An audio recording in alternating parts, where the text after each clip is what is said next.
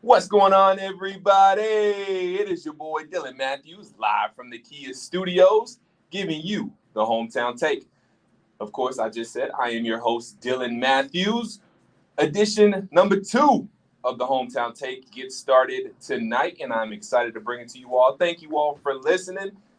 And before we get started, make sure you download that Odyssey app. You can take me on the go wherever you get wherever you listen to the radio. So if you're in your car or not in your car, at home, whatever, you can do a little, radio and chill right now. No Netflix and chilling right now. It's radio and chill because you're listening to the hometown take at 929 The Game on social media, wherever you get on any of your social media platforms, Twitter, Facebook, all that good stuff. We're on all social media platforms. I am at _ Dylan Mathews on all social media platforms as well.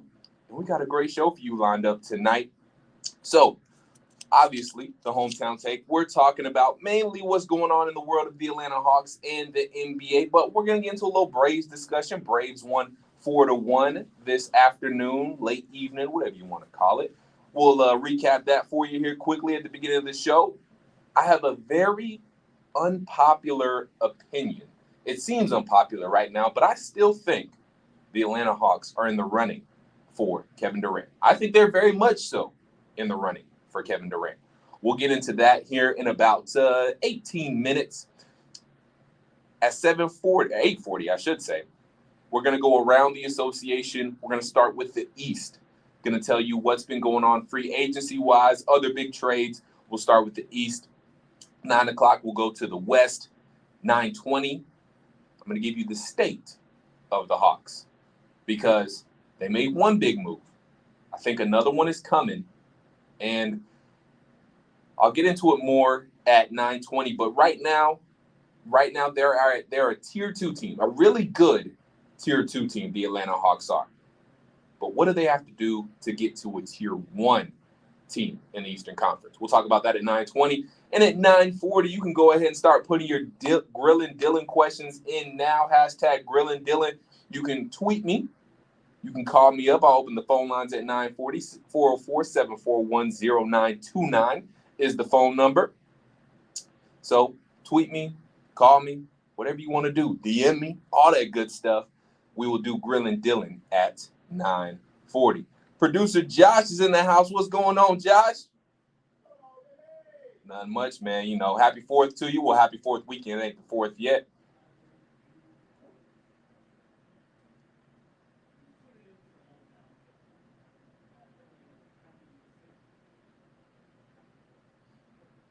Appreciate you, man. Big facts. So we're going to get your holiday weekend started off right here on the hometown take. So before we get into all the juiciness that's been going on with the Atlanta Hawks and in the NBA, I got to bring up one story real quick. Casey Close. He's all cap, y'all. I'm just going to put it out there as blunt as I can. I think he's a liar. I think he's backpedaling real hard right now. In case you don't know, haven't heard the story, Casey Close is the former agent now, I should say, of Freddie Freeman. And he had to come out with a whole statement. We'll read the statement here to you in a second. But he had to come out with a whole statement after, Freddie let him go and, moved away from the XL agency, which is the agency that Casey Close is an agent for. After the story on the word on the street is that Casey did not tell Freddie about the counter offer, the final offer the Braves made as far as an extension goes to keep Freddie Freeman an Atlanta Brave because he knew Freddie would take it. And not only was he trying to fill Freddie's pockets a little bit, but you got to remember, these agents, when the players get money, they get money. So they want the players to get the most money because they'll get the most money. So word on the street is Casey was trying to not only fill Freddie's pockets a little bit more, but fill his own pockets a little bit more. And it ended up going sour because, one, obviously he's let go now, at least from Freddie. And two, with California state taxes and the deferrals on that Freddie Freeman contract, the contract could end up, the one he has with the Dodgers right now, could end up being worth less than what the Braves would have offered him. So a big L all the way around. And I think Casey is just all cap. He had Derek Jeter back him up too, all that good. Nah, I'm not buying any of it. Once you got to be like, hey, Derek, can you send this tweet out for me to, keep my rep up? I understand you want to keep your reputation up, but you shouldn't have done Freddie Freeman dirty. Shouldn't have done the Atlanta Braves dirty. Just the way you handled them. Whether the whole contract thing is true or not, just the way that situation was handled by Casey Close and Excel and Freddie Freeman's agency was just ridiculous. You give an outrageous offer, say you only have an hour to respond, which makes the Braves think a deal is already in place. So, of course, the GOAT, Alex Anthopoulos, is looking at other avenues. He got Matt Olson up his sleeve. He got that trade ready to go. So, obviously, he's going to be ready to rock on that. So, I just don't like the way the situation was handled. Now, Casey's coming out trying to say, put some respect on my name. No, Casey, you have no respect on your name right now. But anywho, I'm not going to get too fired up about that. What I will get fired up about, though, is the Braves won today, 4-1. They beat the Cincinnati Reds. They take the series. The Braves will go for the sweep tomorrow before they head back home to Truist Park for a 4th of July series against the St. Louis Cardinals. But Austin Riley hit another homer this afternoon. He hit that in the top of the second, 362 feet to give the Braves the lead, 1-0. Michael Harris had a bases-loaded walk, gave him 2-0 lead. Then Cincinnati got on the board. But, again, really after they got the second run, that's all they needed. Matt Olson got an RBI as well. Then Austin Riley got his second RBI of the game. He doubled to left center, drove Dansby Swanson home, and they got the 4-1 victory. So Braves cruise to a win today, advanced to 46-33. So, like I said, they'll be going for the sweep against the Cincinnati Reds. Should get that sweep. I mean, the Cincinnati Reds aren't very good. They fall to 26-51. Should sweep this team quite easily. A little get back, too, because you remember, the Braves opened up the 2022 campaign against the Cincinnati Reds and didn't start off too hot. I think they lost 2 out of 3. And for the longest time, the Cincinnati Reds had like 2 out of their 3 wins against the Braves because they started off like 2-21 or something like that. And those 2 wins were against the Braves. So Braves obviously hot, in a rhythm, 4-1 win over the Cincinnati Reds today. Okay, let's go ahead and get into the Atlanta Hawks, y'all. How we feeling? Dejounte Murray, we spoke it into existence. I'm going to just go ahead and take that credit right now, y'all. We spoke it into existence here on the Hometown Tech. He is an Atlanta Hawk. If you haven't heard, if you've been living under a rock for the past couple days, Dejounte Murray was traded to the Atlanta Hawks for Danilo Gallinari and 3 future first-round picks. We also got a center that we actually just traded away to the Phoenix Suns. I believe it's going to be for cash considerations. Haven't seen the complete details on that. So Dejounte Murray, though, that's the big piece. He's an Atlanta Hawk as well. We will hear from Landry Fields in just a second. But also, Kevin Huerter, Red Velvet, Kevin Don't Hurt Him, whatever you want to call him, is no longer an Atlanta Hawk. He gets traded to the Sacramento Kings for Justin Holiday, who used to be with the Atlanta Hawks, 2015, 2016. He had a little stint with the Atlanta Hawks, played 26 games. And we also get Maurice Harkless in the deal and a future first-round pick. That pick, though, is lottery protected. So I believe it's top 12 in 2025 and top 10 protected in 2026, if I have that right. Don't have the information right in front of me, but I believe that is the case. So Dejounte Murray is here. We love the pairing. Also, going to put out a Twitter poll here in just a minute. Trae Young and Dejounte Murray are a top blank backcourt in the East. Fill in the blank. Top 5, top 2, top 10. How high do you rank the Dejounte Murray and Trae Young backcourt in the East? We'll have a poll out that you can vote on here in just a second. But sad to see Kevin Huerter go, but I saw some very good points made that I agree with. Kevin Huerter had his chance to take his spot in the rotation. He had his chance to permanently cement his spot on this team. Didn't do enough to impress. And yes, the Kevin Huerter deal was it is fair to call it a salary cap move because traded Kevin Huerter, who we just gave that, I believe 2-year extension to, and we got back Justin Holiday, Maurice Harkless, 2 definite role players, especially for Maurice Harkless. He was more of a defensive guy. Justin Holiday can do some nice things, but we saved about $4 million, and we got 2 players back for the price of 1. So salary cap move for sure, but not only was it a salary cap move, though, a decision was going to have to be made about Kevin Huerter and Bogdan Bogdanović. You weren't going to have Dejounte Murray, Kevin Huerter, and Bogey Bogdanović on this Atlanta Hawks roster. That's 3 starting caliber shooting guards. And I know Dejounte Murray is technically a point guard, but he's going to play the 2 next to Trae Young when it all comes down to it. So you couldn't have Murray, who was obviously definitely going to be here, Kevin Huerter, and Bogey all there. That just wasn't going to happen. That was not going to be a thing. So you had to make a decision. And I think the Hawks made the right decision. If we are truly trying to win now, I think Bogdan Bogdanović gives us the best chance to win now. I think he was a little more consistent coming off the bench. Once he got moved to the bench, he really thrived in that 6-man role. And Kevin Huerter, was he better as a starter? Yeah, you could say that. But he was still wildly inconsistent.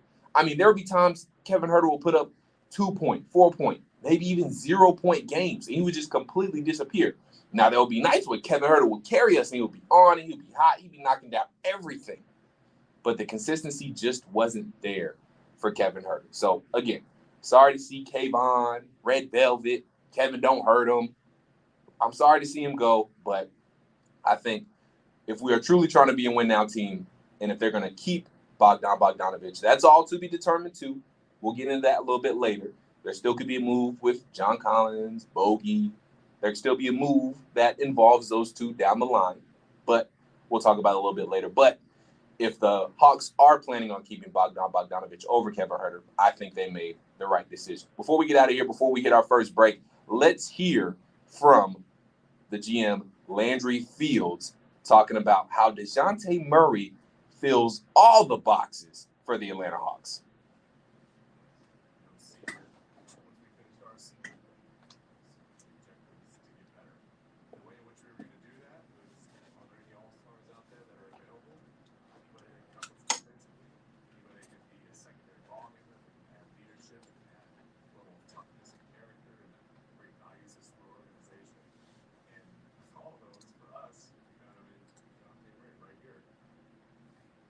There he is. I mean, he checks every single box. I mean, the glove. I mean, the fit is like a glove. It is a seamless fit. Dejounte Murray, Trae Young. I think the fit is seamless. We will talk more about how that fit is so seamless on the other side. But I do got to tell you about, we got a new podcast coming out here on Odyssey. Kenny Mayne has joined the Odyssey family, and he's got a new podcast called Hey Mayne. Each week, Kenny's going to talk to someone he knows a little bit, but is fascinated by a lot, whether it's an athlete, musician, celebrity, or anyone else that you're interested in hearing from. 2 episodes debut this week. He's got Chris Berman and Ben Schwartz, actor, comedian Ben Schwartz, and obviously Chris Berman from ESPN, and Ben Schwartz, mostly known from his time on Parks and Recreation and the House of Lies. So download Hey Man on the Odyssey app or wherever you get your podcast. We will come back. I'm going to tell you why the Dejounte Murray fit is so seamless, why I've seen a little bit of worry that, is Trae going to be able to play off ball? Is Trae going to be able to, play the same way without the ball in his hands? You guys are worried about the wrong thing. And I'm going to tell you why on the other side. Also, we will get into why I think Kevin Durant could still be in an Atlanta Hawks jersey before it's all said and done. You're listening to the Hometown Take right here on Sports Radio 92.9 The Game. Follow myself at _Dylan Mathews, the station at 929 The Game. And again, more Dejounte Murray and KD talk when we come back. You're listening to the Hometown Take on Sports Radio 92.9 The Game and the Odyssey.com app.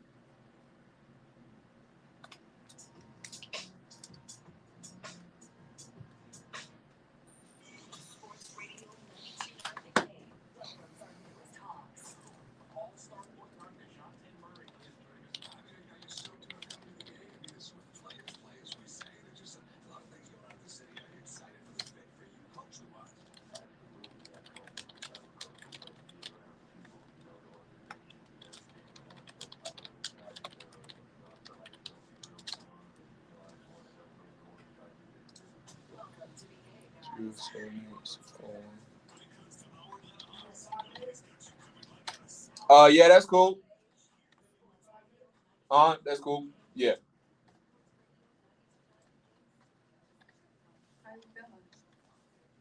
All right. First segment wasn't the greatest, but it's cool. Yeah, I need you to come in with some more energy. Yeah. You wasn't giving no energy.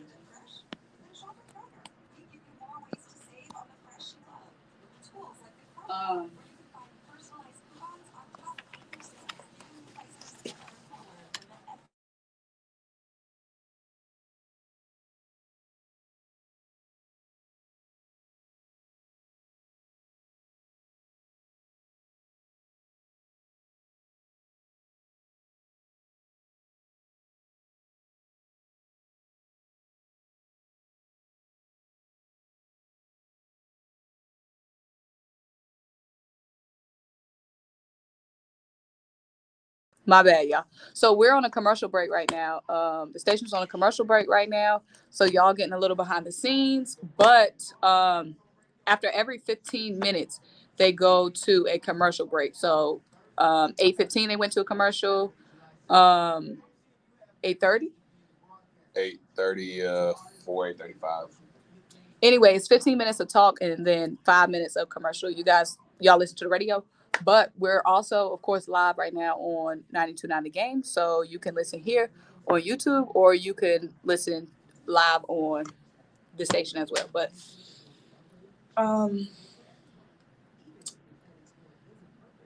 what was I going to say?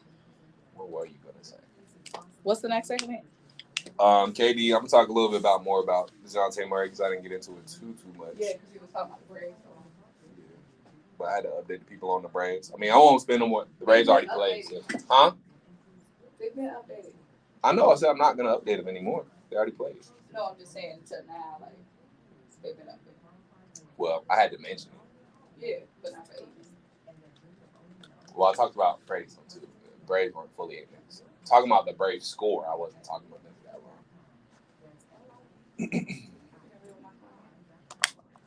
long. Huh?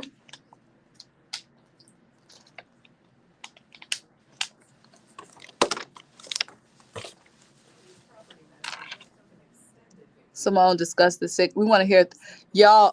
You can also call in to the radio station at what time? 9:40. 9:40. At the 9:40 hour, you guys can call in. I can put the phone number in the banner down below. But right, I need to talk about the Sixers, don't I? I think Dylan he gonna mention the Sixers at some point. Yeah, the Sixers will get a little love. Not too much, but they'll get a little love. They'll get a little loving.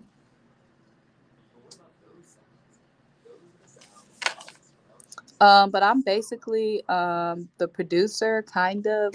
We have an actual producer, but I'm kind of like I'm not the audio producer, but I'm like his what would you call me? Show executive producer. I'm the executive producer. Yeah. I call you the executive producer. You earned that title.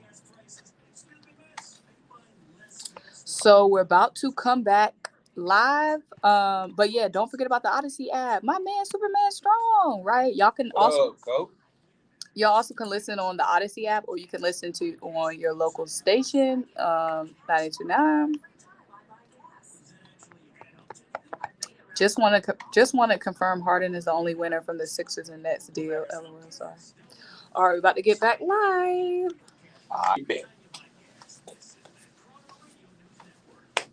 Energy. Like Drake said, can't afford no mistakes. Huh? What'd you say? Drake had a line that said, can't afford no mistake. Right. Can't afford no Right. 2 hours.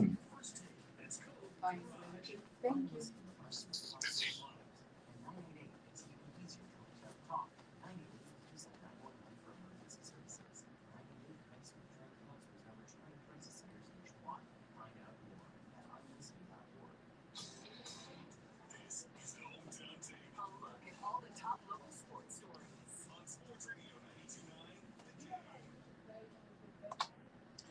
Back here on the Hometown Take on Sports Radio 92.9 The Game at 929 The Game is where you find us on all social media platforms at _Dylan Mathews is where you find me. Thank you so much for tuning in.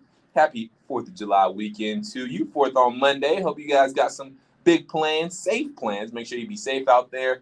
Be safe when you're lighting your fireworks, man. Just light it and run away. Get away. Listen to the instructions. Don't, ain't throwing no shade, but don't lose a finger. You know what I'm saying? Don't lose no extremities. Then, playing around with them fireworks. So, but appreciate you guys hopping in, listening in, tuning in. So make sure, again, you download the Odyssey app so you can listen to myself wherever you are. Don't matter if you're not in your car. You can be at home.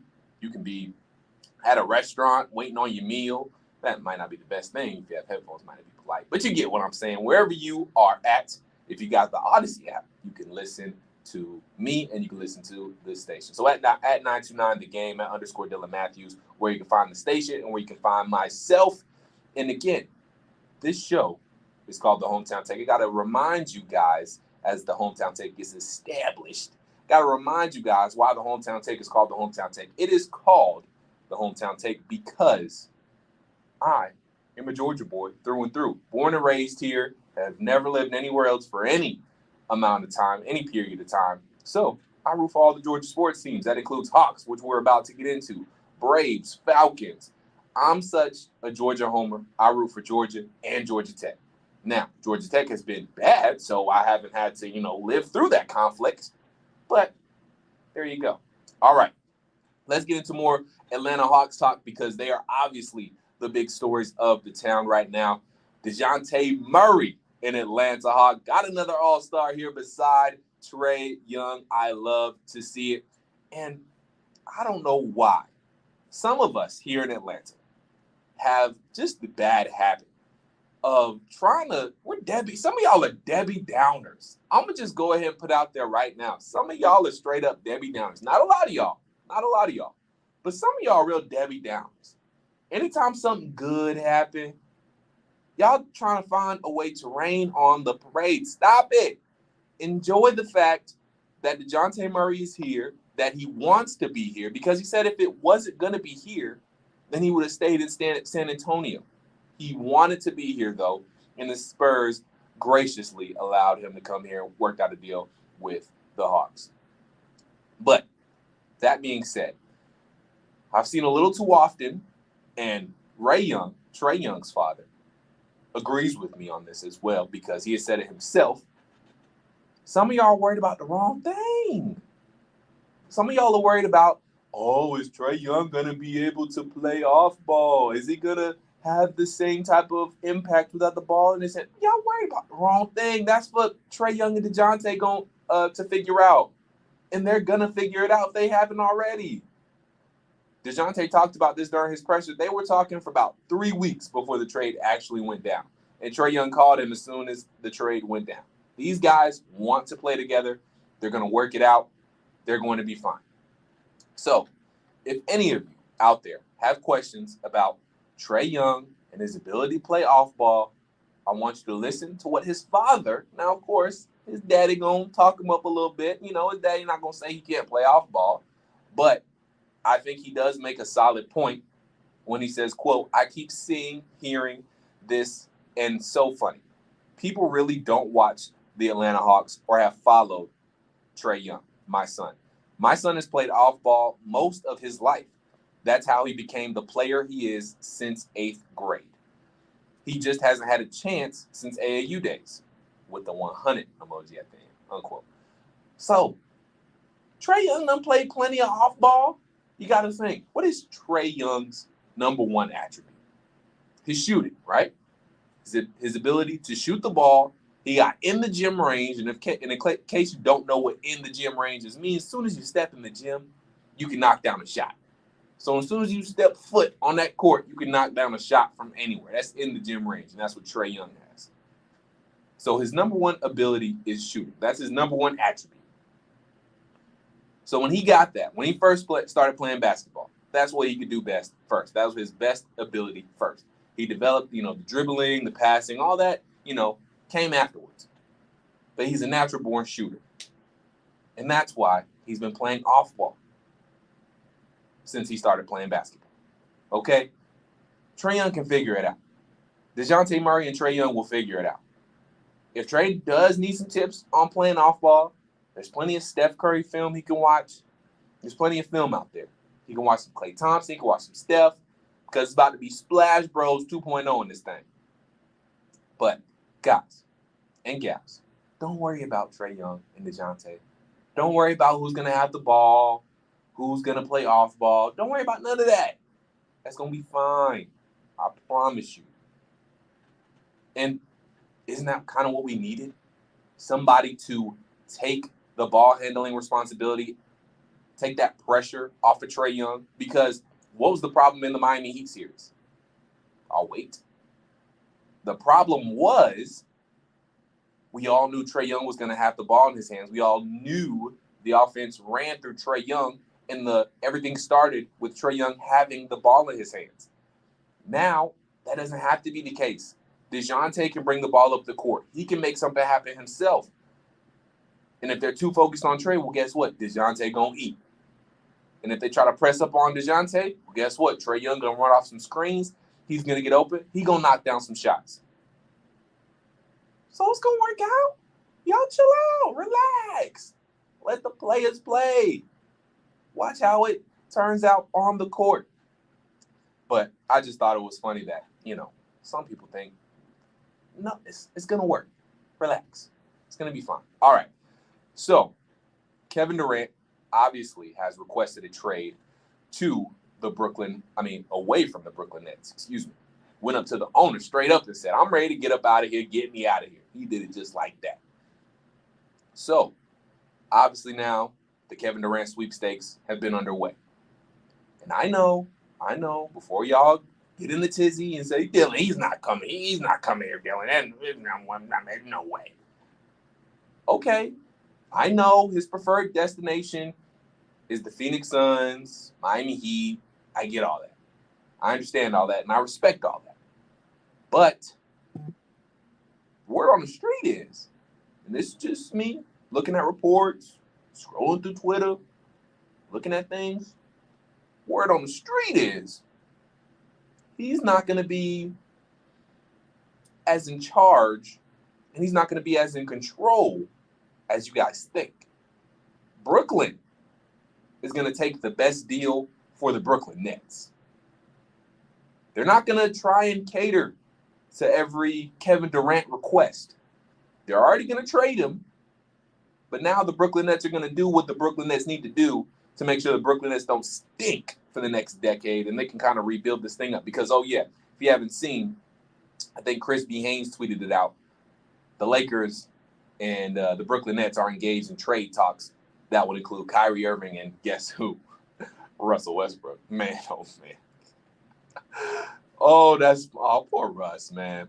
I mean, he played like crap last season, but can you imagine if that did happen? If Kyrie and Russ swap teams, Kyrie ends on the Lakers, which is what he wants, and Russell Westbrook ends up on the Nets. Can you imagine Ben Simmons, Russell Westbrook? Oh, my goodness. That is a ugly backcourt right about now. Russ done lost his shot. Ben don't want to shoot. Oh, that would be a sight to see. But continuing on Kevin Durant. The Nets are looking for the best deal. Now, that best deal could still come from the Phoenix Suns. They could work out a sign and trade with DeAndre Ayton, probably throwing in Mikal Bridges, maybe Cam Johnson as well. So it's not to say that he's not going to go to the Phoenix Suns, because the Suns still could make a great offer. They have the assets. But I don't want people to think the Hawks ain't got some good assets on this end too. Because right now, again, I'm just telling you what the word on the street is. And the word on the street is the Brooklyn Nets want an all-star caliber player or a player that is a fringe type of all-star. They want another starter, and they want some picks. Well, guess what? Who do the Hawks have? John Collins, which in a lot of teams' eyes, I think is a fringe all-star. That's why there's been so much interest for John Collins, right? I mean, we've heard all the trade rumors. I mean, it seems just about every team would be interested in John Collins. Portland Trail Blazers, Boston Celtics, Brooklyn Nets, everybody. So we have fringe all-star potential player in John Collins. They want another starter. Well, we can do a little bit better than that. We got DeAndre Hunter, who in my opinion, and I think a lot of us think, has that potential to be an all-star as well. I mean, Game 5, DeAndre Hunter is different. He was going crazy. And I think we all know what he can do on the defensive end is just, one, can he stay healthy? And two, can he do what he needs to do on the offensive end as well, which the offensive side is coming around and has come around since DeAndre Hunter has been in the league. So, all-star fringe caliber player in John Collins, check. Another starter, DeAndre Hunter, check, which can be a two-way dude. Shoot, I'm not saying DeAndre Hunter is the next Kevin Durant, but he's a two-way small forward that can get you buckets and guard the opposing team's best player. And then we acquired a pick from that Sacramento Kings trade that sent Kevin Huerter to the Kings. We got a pick there, another first-round pick. And we have 2 additional picks because we did not give up, I believe, our pick that's coming up this year and the pick after that. So I don't think we gave up our 2022, 2023, and our 23-24 first-round pick either in the Dejounte Murray trade. So I think we still have 3 first-round picks we could give the Brooklyn Nets. So to recap, we got John Collins we can give them. We got DeAndre Hunter we can give them. That should make the money match up. And we can give them 3 first-round picks, I believe. You telling me that's not an offer? That's not a package the Brooklyn Nets are at least thinking about? Come on, man. The Brooklyn Nets thinking hard about that package. And, I mean, again, that's come out too. Pause. Josh, why are you laughing? I think I know why you're laughing. It wasn't meant like that. It was I just saw you laughing, and then I was like, wait, why is he laughing? And then I realized what I said. No, it's okay. No, it's totally fine. I realized kind of what I said, and I was like, okay. I was in the moment, Josh. I was in the moment. Anywho, you're telling me that's not an offer the Brooklyn Nets are thinking about? 2 potential all-star caliber players in John Collins and DeAndre Hunter. 3 first-round picks? Think about it. I think the Atlanta Hawks are still very much in the sweepstakes for Kevin Durant.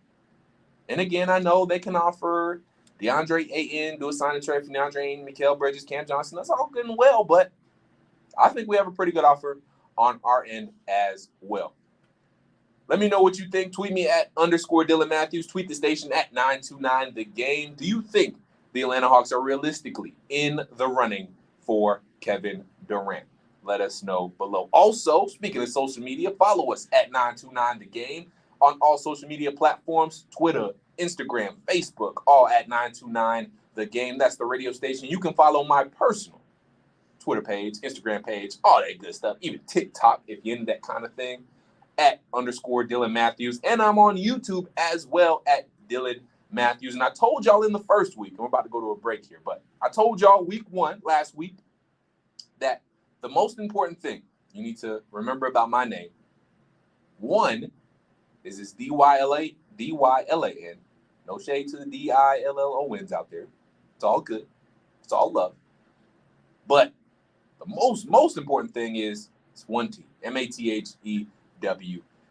All right, we're going to go around the association when we come back. We're going to start with the East because there's been a lot of movement. A lot of players done cha-ching, got their bag as they have deserved. So we'll recap it all next, and we'll go around the association, starting off with the East, and then we'll kick off the 9 o'clock hour going into the West. 9:20, the State of the Hawks, and a 9:40, Grillin' Dylan. Get your hashtag Grillin' Dylan questions in at 929 the game, at _Dylan Mathews. You can call up as well, 404-741-0929. It's the Hometown Take on Sports Radio 92.9 the game and the Odyssey.com app.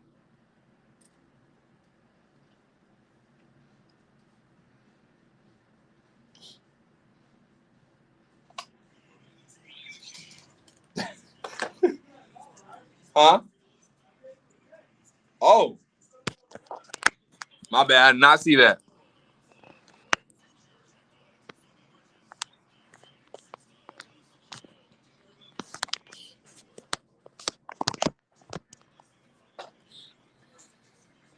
If they're still on when we come back, I'll take off. I mean, he's still on right now. Yeah. Well, you said you want to talk about Dejounte and Freddie. Okay.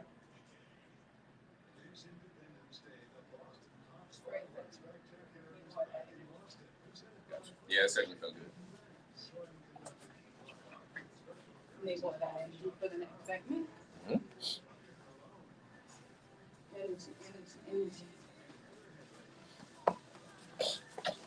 What's up, you guys? So we're on a break. We see we got 51 people in here. What up? But yes, the show is going well. We have 4 more segments left. So next up, we're going to go around the NBA.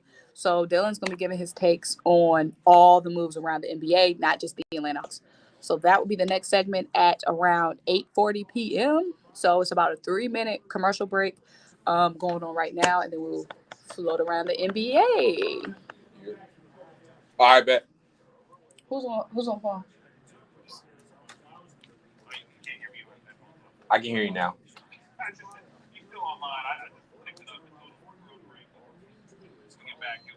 All right, bet. Appreciate you. Also, Dylan, what's the phone number? 404-741-0929.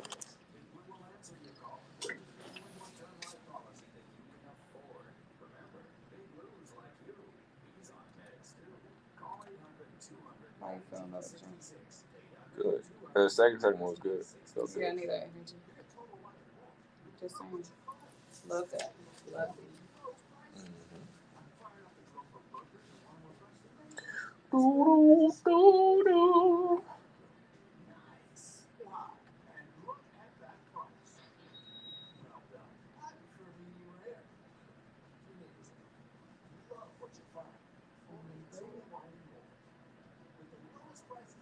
natural, comfortable, but the energy, personality,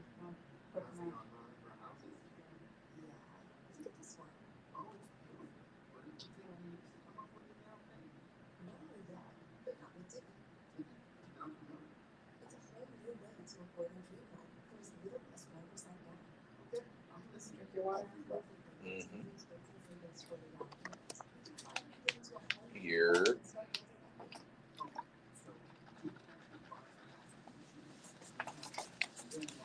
So, you guys, while we're on break, we're definitely going to discuss Rudy Gobert.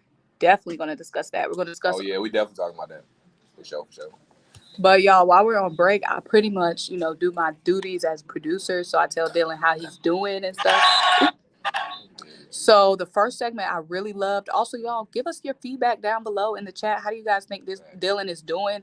This is only his second time doing the show on 92.9. So y'all feedback would be amazing because you guys know we started on YouTube. So we value our YouTube people so much. So let us know how y'all think he's doing. Because y'all the ones who've been rocking with us since day one. Y'all the day ones. Gotta throw a party for my day ones. All right, we're about to come back. We'll talk about that show enough.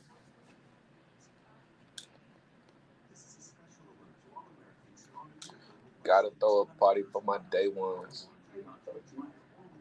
It's crazy how better it looks from big. Oh, yeah. Because I don't have to turn the ISO up that much. So it's naturally bright.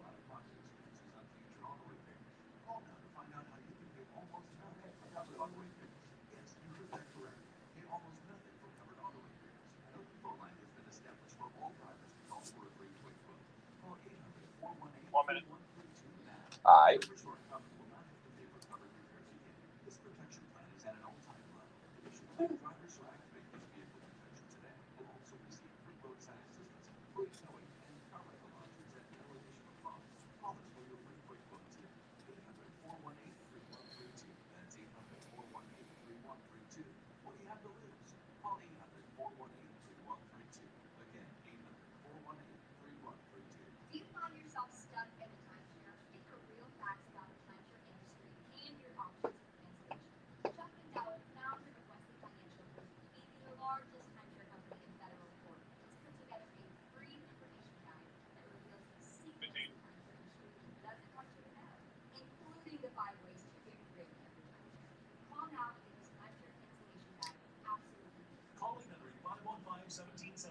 That's 800-515-1771.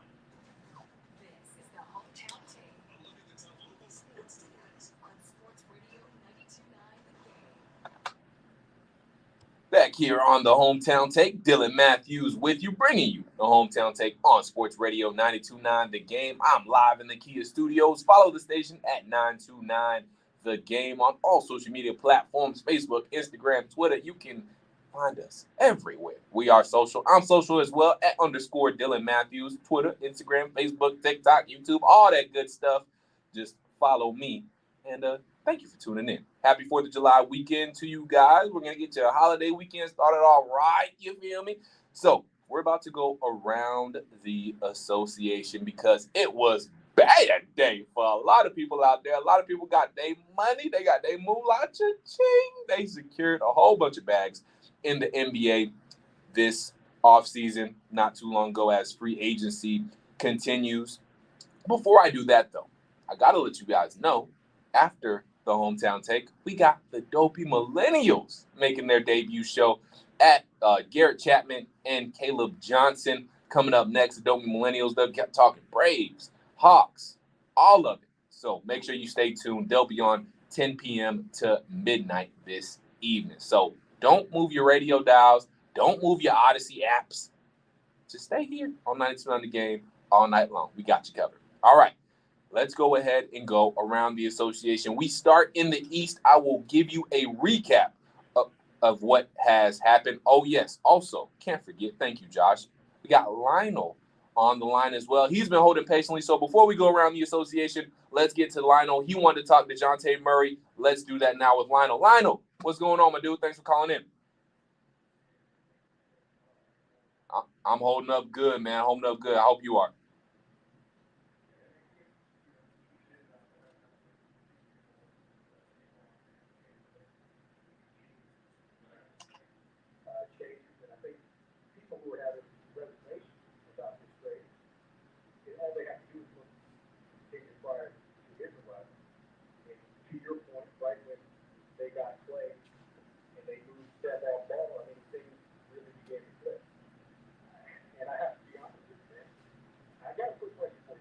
Yeah. Maybe going after Durant. What you think about now since shooting doesn't seem to be an issue, right? Right. Bogey, right? Looks like shooting's going to be okay. What would you think about maybe going after Ace for the freshman down low? Look, I think the fella's been fantastic. I love the confidence on the second unit. I think he's been solid. What do you think about that instead of maybe going after Durant? Pass up. I'm curious. Nah, I'm conflicted about Ayton and Lionel. I appreciate the phone call, man. Thank you so much for tuning in. Yes, sir. You have a good one. I'm still gonna answer your question though. Ayton is see, what conflicts me about DeAndre Ayton is that what are we really gaining by moving on from Clint Capella and bringing in DeAndre Ayton? Like, what are we getting? Is he a better finisher? Yes. Does he have a little mid-range jumper that Clint Capella doesn't have? Yes. But other than that, what else are we getting? Clint Capella catches lobs. Clint Capella, better rebounder. Clint Capella, better rim protector. All around better defender. So besides maybe finishing those little 2-footers at a higher clip and knocking down a mid-range jumper here and there, they're the same dude. And honestly, Clint Capella does things better. Again, better rim protector. Again, the offense, you talked about it, Lionel, isn't the issue. The issue we had last season, in seasons past, the issue is the defense. So why would I give up one of our best defenders in Clint Capella for another offensive piece who, again, is really only better in 2 facets of the offensive game? He can finish a little better. He's got a nice touch on his jump shot. Other than that, that's it. And the other thing is, we don't have to call. Do you guys realize something about Clint Capella?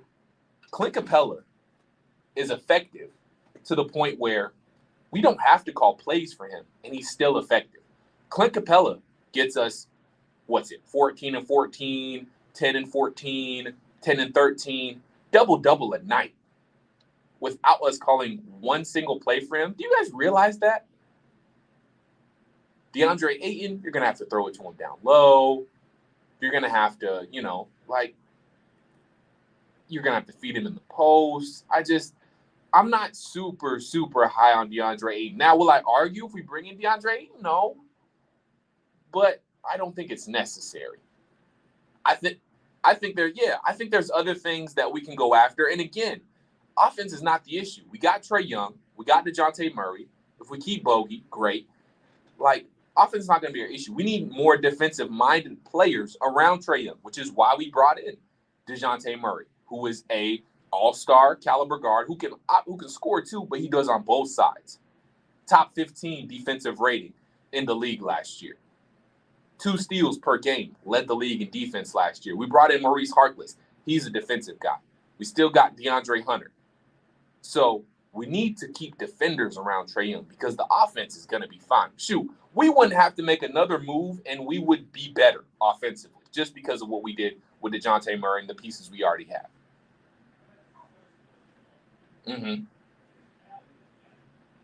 Right. Right. Nope. Mm-hmm.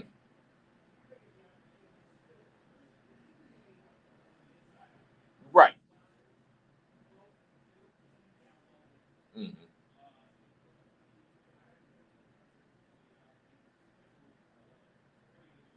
Yeah.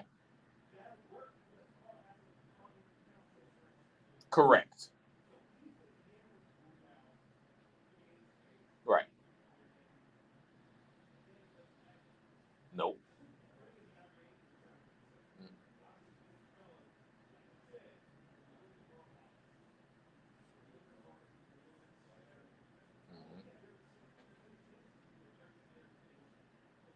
Exactly. They're there to catch alley-oops, come off the pick and roll, block shots, which Clint Capella does better, protect the rim, which Clint Capella does better. We don't need a big man who can shoot a 3. We don't need a big man who can, obviously it'd be nice. The only plus side I see to DeAndre Ayton is he finishes better. That's it. Clint Capella catches alley-oops just fine. He blocks shots better, protects the rim better. So Clint Capella, to boil it all down, Clint Capella is a better fit here than I think DeAndre Ayton is because of what we have in Trae Young and now what we have in Dejounte Murray. Point blank, period. So thank you, Lionel, for the phone call. Again, that's why I'm not super wild on DeAndre Ayton. I think the fit is better with Clint, and I think Trae thinks that too. We have to keep in mind, it's been out. Trae likes playing with Clint Capella. That's why he's not going anywhere. Trae wanted to play with Dejounte Murray. That's why we got Dejounte Murray. We're keeping our star happy. And shout out to Landry Fields and Travis Schlenk for keeping their star happy. But they're going to keep doing that by keeping Clint Capella here. So, while Ayton would be nicer finishing at the rim, yes. But, again, Clint and Trey get along. Trey likes playing with Clint. Clint's going to be here. That's all that really has to be said. So, I appreciate the phone call, Lionel, but, again, I don't see the DeAndre Ayton thing happening. If DeAndre Ayton goes anywhere, I think he probably goes to Brooklyn, and I think that's the sign and trade with KD. I hope we get KD, and I've already had that discussion, but we shall see. All right, with a little bit of time left we have before we head to the 9 o'clock hour, hour number 2 here on the Hometown Take, let's go around the association a little bit here, starting with the East. So let's talk about some of these contracts that got handed out because some people got their bag, man. I wish I had just a slice of this pie that some of these players have gotten. Zach LaVine agreed to a 5-year, $215 million max extension with the Chicago Bulls. Bradley Beal, 5-year, $251 million max extension with the Washington Wizards. Kyrie Irving opted into his $36.5 million deal with the Nets. Jalen Brunson, and we're going to touch more on him in a second. 4 years, $104 million to go to the New York Knicks. My goodness, Jalen Brunson. I mean, he picked the right year to have a great postseason. He had a very good second half of the season as well. But we're going to talk about if the Knicks are getting who they think they're getting. I think Jalen Brunson will still be fine, but it's at least a question. So, continuing on in the East, speaking of the Knicks, Mitchell Robinson is going to stay with the New York Knickerbockers. 4-year, $60 million contract extension. Also in the East, Bobby Portis staying with the Bucks, 4-year, $49 million contract extension. We have also as well Andre Drummond going to the Bulls. This was a sneaky good deal for them. 2 years, $6.6 million deal, getting a rebounding machine, a rebounding monster for a little bit, not too much, about $3 million a year. PJ Tucker got a nice little bag. Man, PJ Tucker at his advanced age, playing defense, knocking down threes, that can still get you a lot of money in this league. 3 years, $33.2 million deal to go to the 76ers. So he leaves Miami to join the Sixers. Good move there for Philadelphia. And he's going to fit right in that place that Danny Green was. Danny Green obviously got traded on draft night to go to the Grizzlies, and the Sixers brought in DeAnthony Melton. So the Sixers making some solid moves. I like what they're doing in Philly, but we'll see what happens with James Harden. They should come to an agreement there, but we'll see. Daniel House, obviously, also going to the 76ers, 2-year, $8.5 million deal. Those are the main ones. So guys staying put, some guys moving, but, a lot of bags being handed out in the East. Real quick, let me talk about Jalen Brunson, and let me talk about the Celtics as well. Jalen Brunson, the money is deserved. But are the Knicks getting that dude that they think Jalen Brunson is? Now, I'm not too concerned because you got RJ Barrett, you got Julius Randle. Now you add Jalen Brunson to the mix. They're all going to take pressure off of each other. It's not like Jalen Brunson is the one sole dude in New York. So I think he'll be okay. I'm not sure if he's going to put up the numbers that he did in Dallas because he's not next to a Luka anymore, but we'll see. The Celtics acquired Malcolm Brogdon from the Indiana Pacers. Kind of got a little bit of a steal there because the Pacers kind of going in a rebuilding direction. I really like the Celtics, what the Celtics are doing. I'm going to tell you right now quickly, the Celtics, they're the team to beat in the East now. You guys might already thought that because, they came out the East. They were just in the finals. But Milwaukee, I like what they're doing too. They got Joe Ingles. I think that's a sneaky good move that maybe not enough people talked about. But still, Milwaukee's right there. But I think the Celtics are the team to beat in the East.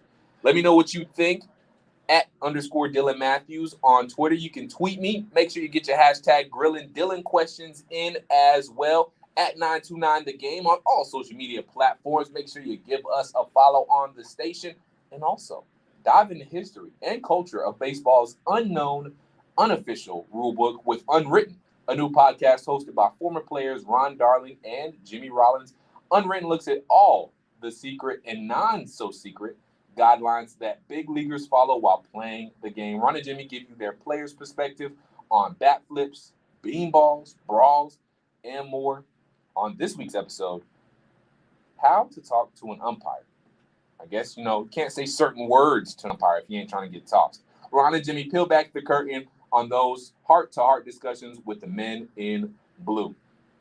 So download Unwritten on the Odyssey app or wherever you get your podcast. Stay right here, though. We got one more hour to go on the Hometown Take. Dylan Mathews taking you up until 10 p.m. Dopey Millennials, 10 p.m. to midnight. A lot of local and live action here on Sports Radio 92.9 The Game, and it continues next as we go around the association in the West. The Rudy Gobert trade will be talked about. The fit, Josh was talking about it. I'm okay with the fit. I do have some questions about it, though, and I'm going to tell you why I think the Nuggets are a healthy Jamal Murray and Michael Porter Jr. away from being serious title contenders. That's all next on the other side. It's the Hometown Take on Sports Radio 92.9 The Game and the Odyssey.com app.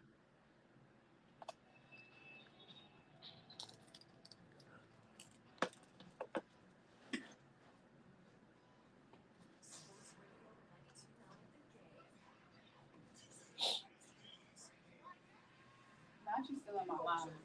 Well, Healthy Michael Porter Jr. Oh, yeah, I definitely stole that from you. You feel all good? Oh, yeah, everything's feeling pretty good. Yeah. Yeah, you're doing great, bro. Yeah, right. Darn right you are, man. Not you saying non-so something. You mean not so?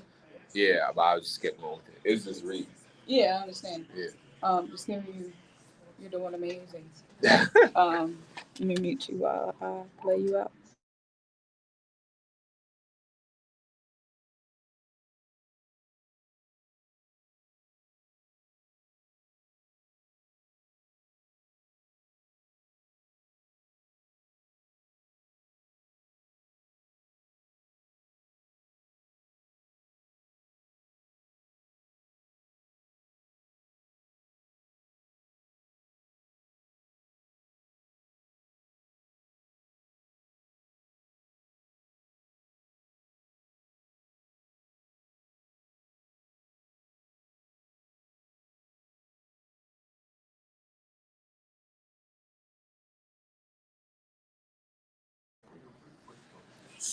Oh my goodness, we got some spam in the comments. Oh my gosh. Not the spam, goodness.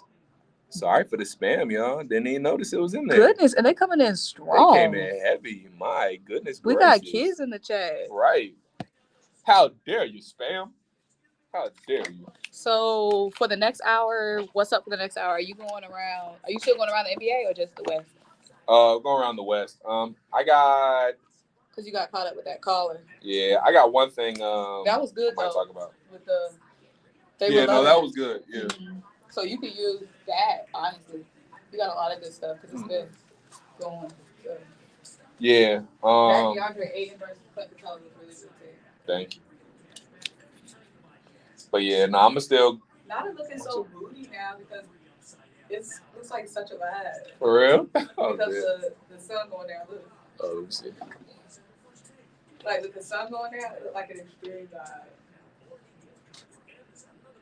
All it does is a vibe.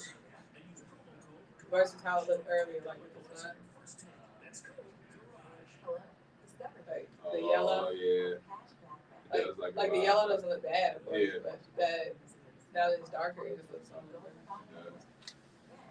And let me be the first to tell you that you would. I know that. His mom is coming to pick him up. Okay. So there might be a spot when I have to hop up real quick and run him downstairs. That's fine. During the first segment. Yeah, I just want you to know. Hop up. It's like, where the hell you go? That's cool. I'll keep talking till you come back.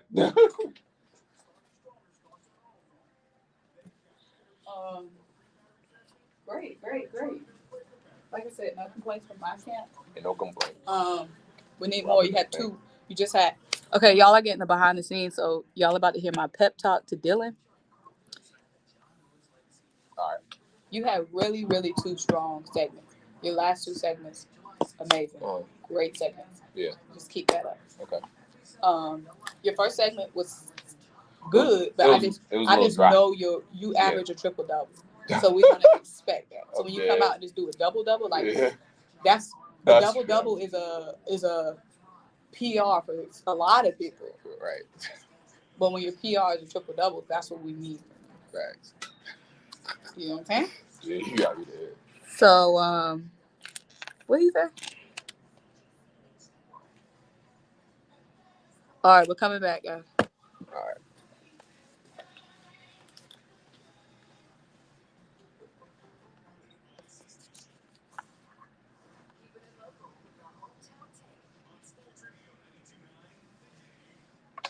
Back on Sports Radio 92.9 The Game, the hometown take with Dylan Mathews, live in the Kia studios as we get our number 2 go of the hometown take.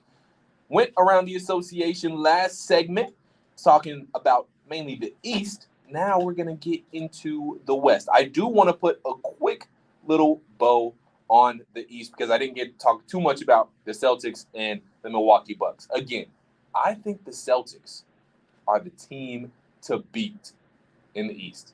And you guys might be thinking, duh, Dylan. Yes, we know that. I'm just putting it out there.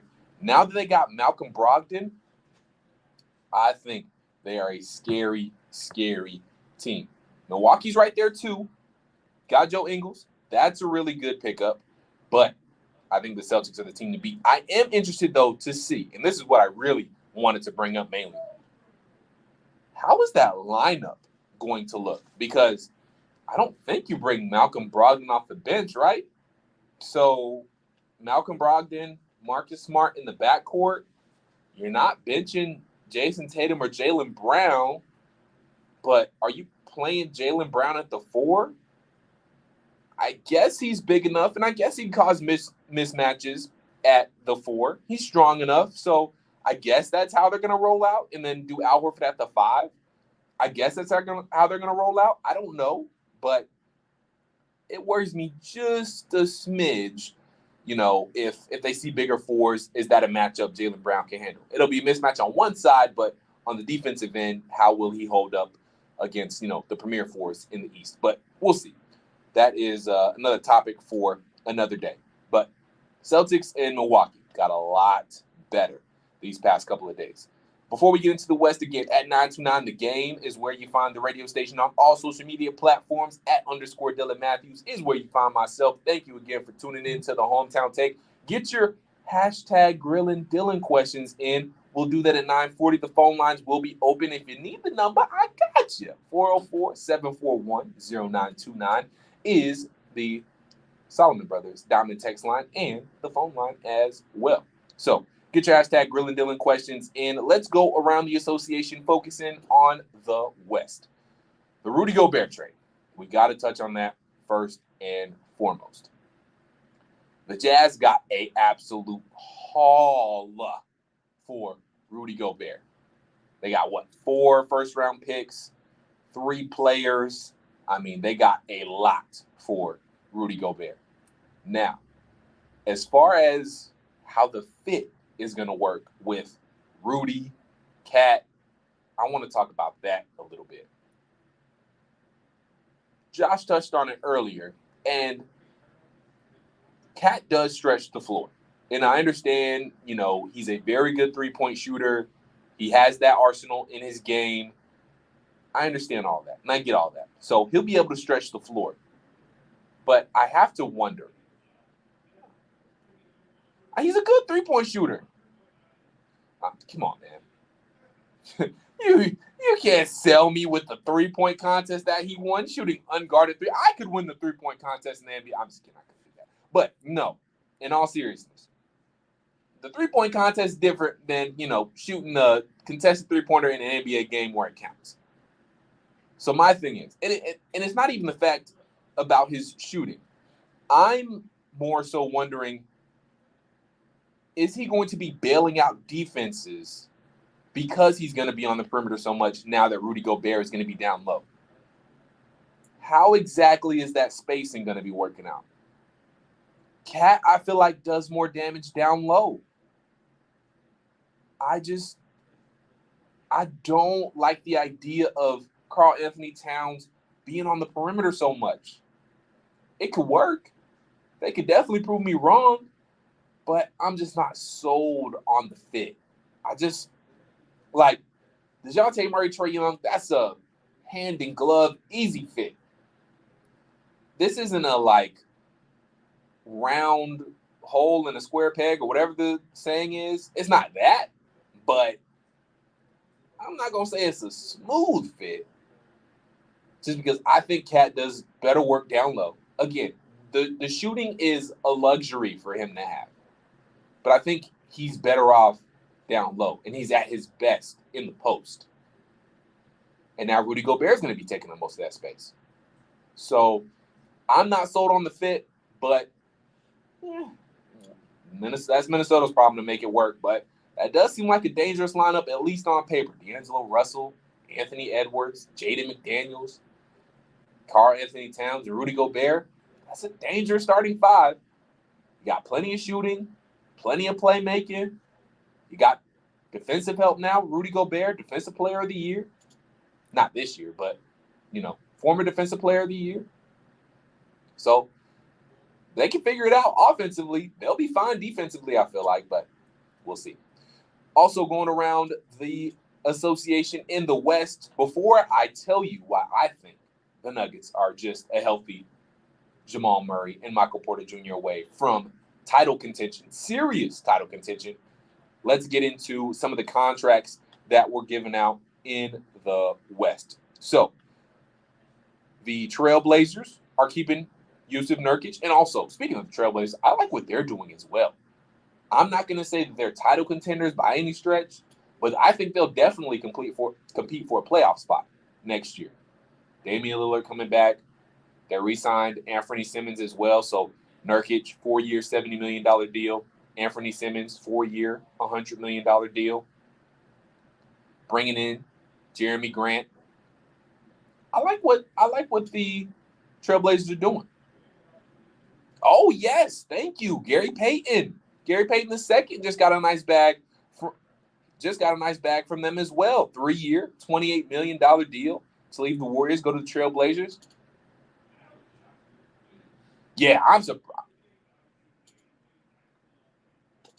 Right.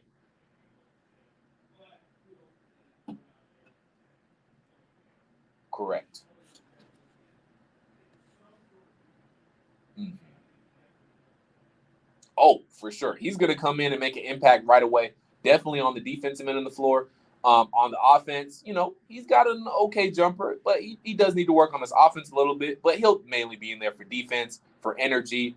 So good pickup there for the Trailblazers. And they'll have plenty of offense. I mean, they got Dame, they got Anthony Simmons, Jeremy Grant is a good offensive player. He's a two-way player. And then Gary Payton will come in and help on the defensive end as well. So, again, I like what the Trailblazers are doing, too. Again, I don't think they're up there with the Suns or the Warriors or, in my opinion, the Nuggets. But they're a Tier 2 team to me in the West. And they'll be in the playoff line for sure.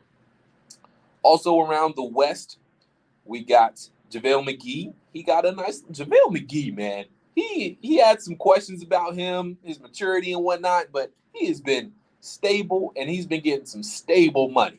3-year, $20 million deal to go to the Mavericks. Good for JaVale McGee, figuring things out and becoming a nice little role player in the league. The Lakers doing a little work. They got Lonnie Walker on a 1-year, $6.5 million deal. Obviously, speaking about the Nuggets now, Nikola Jokic, record-setting deal for Jokic. 5-year, I believe it was. What was it? 200, and here it is. $264 million Supermax extension for the Joker. My goodness. Devin Booker also got re-signed. 4-year, $214 million deal. Sheesh. Man, couldn't even tell you what I would do with that bread. Mm-hmm. But speaking of the Nuggets, I like what the Nuggets have. Obviously traded for KCP, Kentavious Caldwell-Pope, former Georgia Bulldog. They have the MVP. They got Joker. Going to get back Michael Porter Jr., going to get back Jamal Murray. I don't see why they can't compete to win a title next year. Everybody stays healthy, which has been the main thing. It's been the main reason that they've been first, second round exits. Jamal Murray hasn't been there. Michael Porter Jr. hasn't been there. That's the main reason that they haven't been competing. I mean, remember in the bubble, did they get to the Western Conference Finals? Can't remember off the top of my head. But they made a deep playoff run in the bubble when everybody was healthy. Obviously had that crazy series with the Utah Jazz, Donovan Mitchell, Jamal Murray going back and forth. But the Nuggets, if healthy, I don't see how they can't compete with the defending champion Golden State Warriors. I don't see how they can't compete with the Phoenix Suns. They're a top 3 team in the West. The Nuggets are. Debate a wall, because the way Jokic has carried the Nuggets by himself, when he gets his running mate Jamal Murray back, when he gets Michael Porter Jr., who has shown that he can be a young stud in this league and can be another great scorer in this league, when he gets those two dudes back, take the load off him, might be scary hours there in Denver. Just saying. Keep it on the Trailblazers. Again, I like what they doing, man. Keeping Dame happy, putting them back in contention, getting GP2, Jeremy Grant, keeping Nurkic. They will be a playoff team as well. So here's how I have the tier set in the West. Think up top, Warriors, Suns, Nuggets, and Clippers. Because we got to remember, Paul George is going to come back, or did come back. Kawhi Leonard is going to come back as well. They got Norman Powell in that deal this past not off season, but last trade deadline, during the trade deadline. Trailblazers traded Norman Powell to the Los Angeles Clippers. So that's a good move. Powell, two-way dude. Kawhi, obviously, we know what he's bringing to the table. We know what Paul George is bringing to the table. Zubac, they extended Zubac. So I think with the Clippers and the Nuggets being healthy, those are 2 teams that are moving up to the tier 1 when it comes to the Western Conference for me. Tier 2, the bottom half of the playoff teams, the Mavs obviously going to be there. Lost a big piece in Jalen Brunson. We'll see how, they respond with that, see what they get. Timberwolves, again, I like the Rudy Gobert move. Kinda. We'll see if it works. But I like the Nuggets and what the Clippers have better. The Jazz, we'll see. I know they got a haul back for Rudy, but still not sure if Donovan Mitchell is going to be there or not. We'll see. And the Grizzlies as well. Got Danny Green in that DeAnthony Melton trade. He'll help them. He's a nice veteran for that very, very young group. So they'll be back too. But the West is going to be right back to being deep this year, y'all. It's going to be tough pickings in the West. So we'll see. And then, of course, if the Lakers end up getting Kyrie, they got to prove all that to me, though. They got to get Kyrie. LeBron and AD have to stay healthy. So we'll see. I ain't going to throw the Lakers in there yet because I got to see what they're talking about. But how are you feeling about the West? How are you feeling about the East? Who stands out to you right now from both conferences in the NBA? Let me know at _Dylan Mathews. All right. Back to the Hawks talk when we come back. The state of the Hawks. Right now, I think the Atlanta Hawks are a tier 2 team in the East. They're a playoff team, but they're not up there with Boston.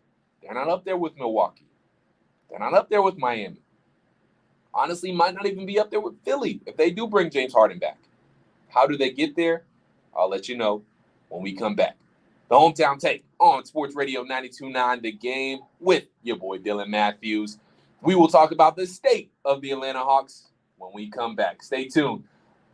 Home stretch of the Hometown Take. Last 2 segments, we're getting them done. Get your hashtag Grilling Dylan questions in as well at 929 The Game at _Dylan Mathews.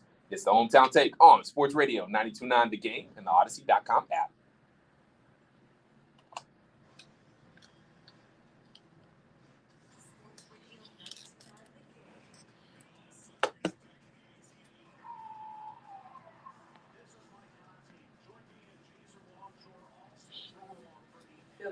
Yeah. You got the Atlanta analyst tweeted you for when you get to that segment. Yeah. He said, what do you think about Aiden and KD?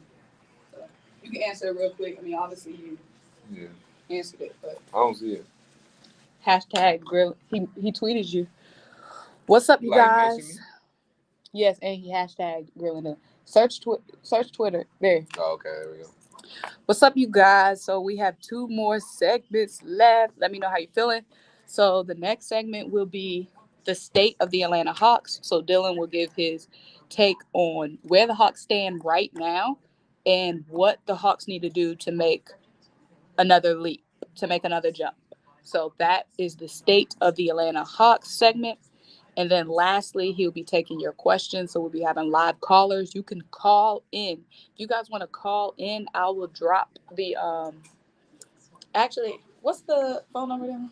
404 404 741 0929.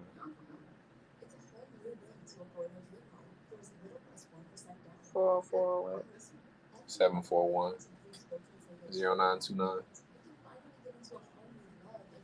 So you can tweet your questions in. You can tweet your questions to hashtag Grillin' Dylan, or you can call in live.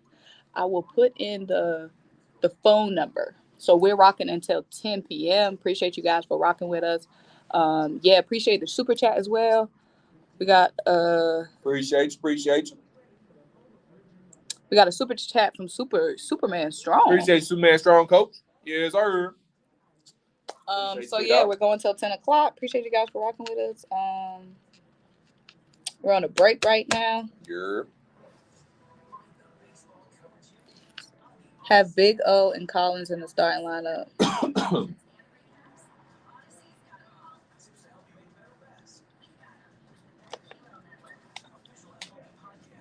Do you think that Superman Strong said, do you think Sharif Cooper will get some playing time with the Hawks this season? I think he'll get some, but it doesn't look great for him that they brought in. Obviously, if they do the rotation right, Dejounte Murray and Trae Young are going to be on the floor. One of them is going to be on the floor at all times. So that takes minutes away from Sharif Cooper. If with them bringing in Aaron Holiday, you got to think Aaron Holiday is going to get some time at the backup point guard position. That's probably the reason they brought him in. That takes a lot of minutes away from Sharif Cooper. So I think before the Aaron Holiday move, I think he was going to be in this rotation heavy. But now that the Hawks brought in Aaron Holiday, I'm not so sure Sharif Cooper's going to get a whole lot of playing time. We'll see. But, yeah, it's going to be tricky. But, he might find the rotation. I don't think he'll be with the Skyhawks as much as he was last season in his rookie year. But I think he'll still be with the Skyhawks a good amount. But hopefully he gets a little more playing time coming in. Think JJ makes his way onto the bench this season. Right now, yeah, they really don't have no choice. If they don't make a move, they don't trade John Collins. He's gonna be with Danilo gone. He's gonna have to be that backup power forward. Jalen Johnson is. So Okongwu is gonna be the backup center.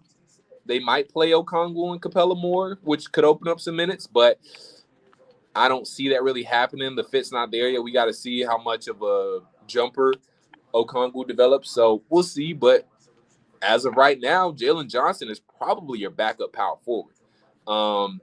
I'd rather have Jalen Johnson out there than Maurice Harkless, but we'll see what Nate does with that. But yeah, I mean, we'll see. I think there's a chance he gets some playing time. Let's see what else y'all talking about in here. Let's see. Do you all think that – oh, no, I just answered that. I already answered that, coach.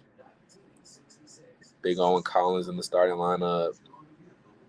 Capella's going to start. We'll see if John Collins does that. Let's see. What else we got? Appreciate you, Matt. Shout out to my boy Matt Skinner in the building. He live.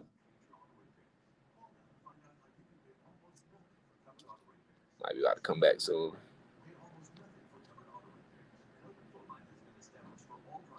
Do.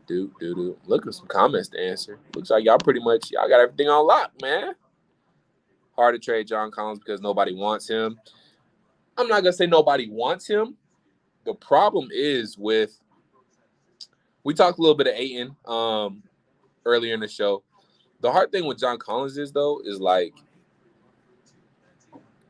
contenders want John Collins. Contenders that don't want to really give up any pieces that will help them contend, they want John Collins, but they're not willing to give up anything to get John Collins.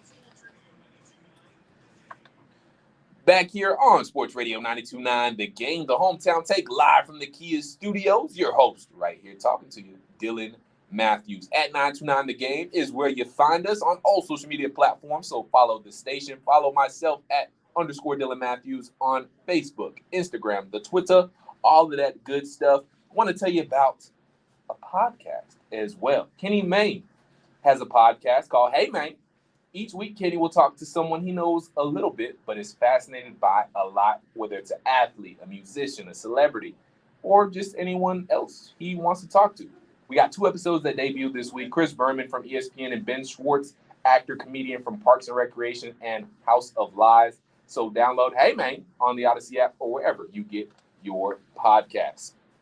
I don't want to say Hey Mayne. I want to tell you what the state of the Hawks is right now, because the Hawks right now are a tier 2 team, a high tier 2 team, in my opinion, but a tier 2 team nonetheless. I still think they're a 4, maybe 5th seed in the East right now. But do I think they stay there? No. I think the Hawks will end up making a move for John Collins and jumping into that tier 1 category in the Eastern Conference. But right now, my tier 1 teams, the Boston Celtics, the Milwaukee Bucks, the Miami Heat, and the Philadelphia 76ers. Now, there's a debate there whether you like Atlanta or Philadelphia more. Joel Embiid's a bad dude. And I mean, by himself, before James Harden even got there, he had that team at a number 1 seed. They bring in PJ Tucker, probably going to extend James Harden. I think Philly has done some good work, bringing in DeAnthony Melton as well. So right now, I'm going to put Philly ahead, just ahead, not by much, just ahead of the Atlanta Hawks. So again, tier 1 teams, the Boston Celtics, Milwaukee Bucks, Miami Heat, Philadelphia 76ers. Now, right below them, I have the Atlanta Hawks as a tier 2 team with the Cleveland Cavaliers, the Chicago Bulls, and the Toronto Raptors. If I had to pick the 8 teams in the Eastern Conference right now, those would be my 8 teams: Boston, Milwaukee, Miami, Philadelphia, Atlanta, Cleveland, Chicago, and Toronto. So the question is, how do the Hawks get to a tier 1 team in the East? How do they become that tier 1 team in the East? Well, I think they have to fill a couple of more roster spots. You know, again, not thrilled with Justin Holiday, but he'll be solid. Not thrilled with Maurice Harkless, role player piece. I think they need one more good bench player. And then if they really, really want to become a tier 1 team in the East, I think they have to make another big move. Whether that's John Collins and maybe Bogey for somebody. Again, people are telling me to let the Kevin Durant thing go on social media, but you guys will want Kevin Durant right now? If you're wanting to win now, how can you tell me that you don't want Kevin Durant? I'm going to go ahead and read it out. Midlife crisis. At Rad Rambo says, Dylan, bro, you got to let this Kevin Durant thing go, man. We do not need to give up our prospects and future for this 34-year-old player that's slowing down and got exposed in the playoffs last season. Stop it, bro. Let it go, please. He will be 39 at the end of that contract. So y'all telling me Trae Young, Dejounte Murray, Kevin Durant, Clint Capella, if we keep him, which he probably wouldn't. I don't think he'd be involved in that trade. Y'all telling me that's not winning a championship right now? What? That's crazy. If we are in the business of win now, which the Dejounte Murray is a win now move, is it not? If we're not in the business of win now, then what are we doing? Tony Ressler has said we want to win now. Travis Schlenk says we want to win now. We're trying to win now. Kevin Durant helps you win now. So that move, obviously, will make you a tier 1 team in the East. I don't know, though, how many moves, though, are out there. There were some rumblings of maybe Julius Randle, but, that makes you better, I think. I think he's maybe an overall better player than John Collins, but if you think about it, the problem with John Collins, and I think the main reason that he isn't necessarily working out in Atlanta is because I think John Collins is a dude that you kind of need to feed. He's not like a Clint Capella where he's just getting hustle rebounds and tipping baskets back up and in, catching alley-oops. He catches alley-oops too, of course, as well, but you need to feed him the ball. You need to run plays, I think, for John Collins to get him in a rhythm. You don't need to run plays for Clint Capella. They don't run plays for Clint Capella. I think you need to do that for John Collins. I think you might need to do that for Julius Randle as well. So I'm not sure what another move looks like for John Collins. We'll see. We didn't necessarily expect the Dejounte Murray move. That kind of came out of left field. So there could be another move that comes out of left field that we like. But I think another move needs to be made for the Hawks to become a tier 1 team. Like I said, I don't know if there's any obvious moves left. I heard, I was producing Chris Goforth last night, and we talked to Matt Moore of the Action Network. And he talked about, maybe there's a move in Dallas because they're trying to retool some players, reshuffle some players. Maxi Kleba, he's a stretch 4. He can knock down and shoot some threes. That could be a solid move. I don't know if that makes you a tier 1 team, though. He was also talking about there could be some, maybe it's with another team. But I just don't know of an obvious move that makes the Hawks a tier 1 team right now. So we'll see. We'll see what other strings Travis Schlenk decides to pull. We'll see if John Collins stays. Now, if John Collins does stay, I would like to see them get John Collins involved a little bit more. I would like to see them throw it to him in the post a little bit because he's got a nice turnaround jumper. He's got a nice game. Obviously, he can stretch the floor, but he's got a nice post-up move. He can finish around the basket.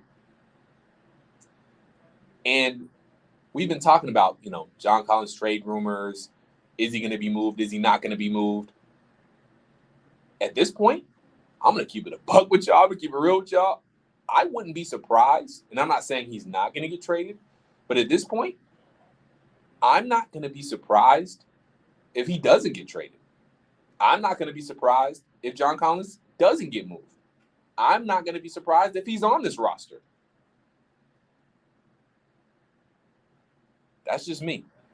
And again, keeping the roster currently the way it is on paper, not sure that we're a top-tier team right now. So we'll see. You can let me know what you think. 404-741-0929, Solomon Brothers Diamond text line.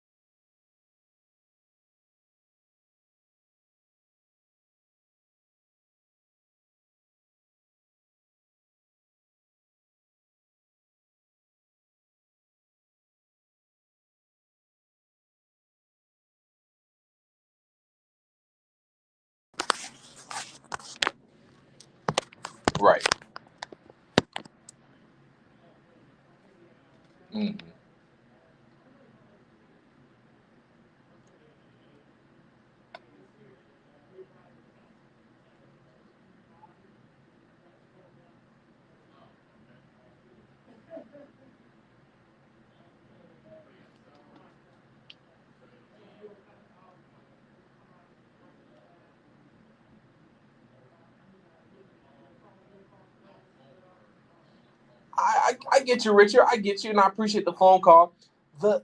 Again, the thing about DeAndre Ayton, Clint Capella, the thing about that debate, because this is a huge debate, we don't need offense down there. And again, the reason he works so well, Clint Capella does down here, we don't have to call plays for him. He gets a double-double without any plays. He gets double-double off a straight hustle every night. Tip-ins, alley-oops, pick and rolls, finishing, putting back up shots.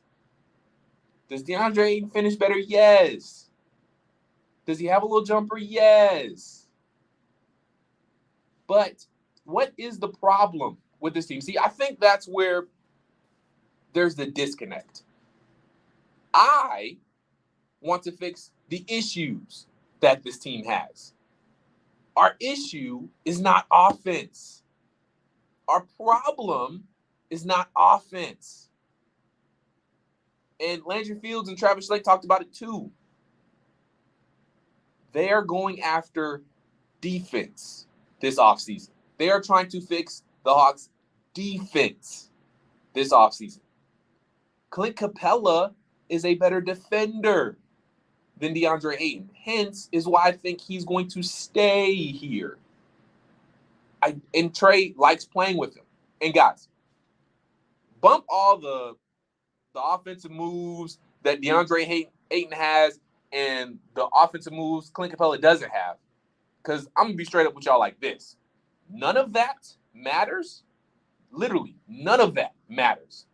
If Trae Young likes playing with Clint Capella, and if Trae Young wants Clint Capella here, I got a little secret for you. Hey, guess what? If Trae Young wants Clint Capella here, Clint Capella's going to be here. I don't know if I'm breaking news or not, but if Trae, our All-NBA superstar, our core, our rock, our engine, if he wants Clint Capella here, he's going to be here. They're going to keep him happy. Now, you can rebuttal that by saying, I don't think he'd be mad at DeAndre Ayton.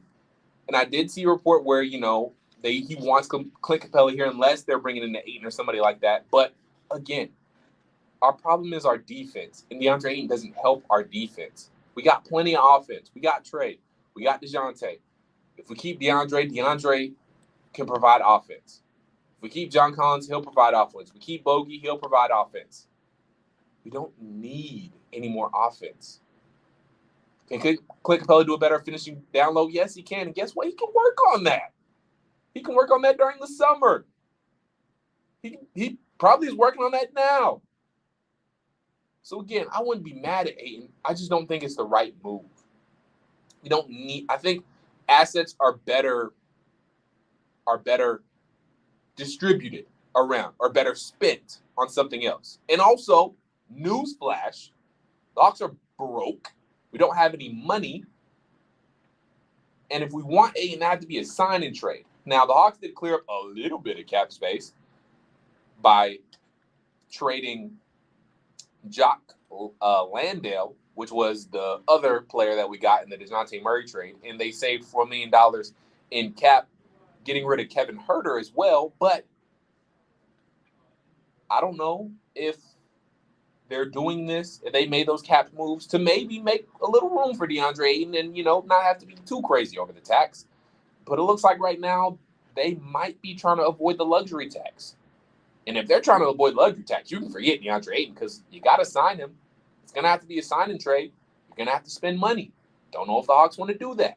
They said they would, but they haven't done it yet, so I'm not convinced.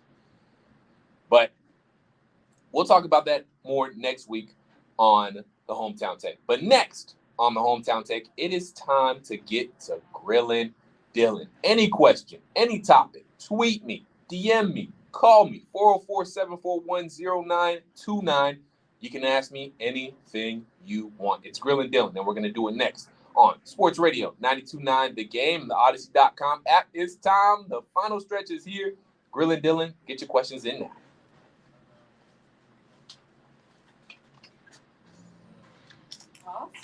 Amazing. Love the passion.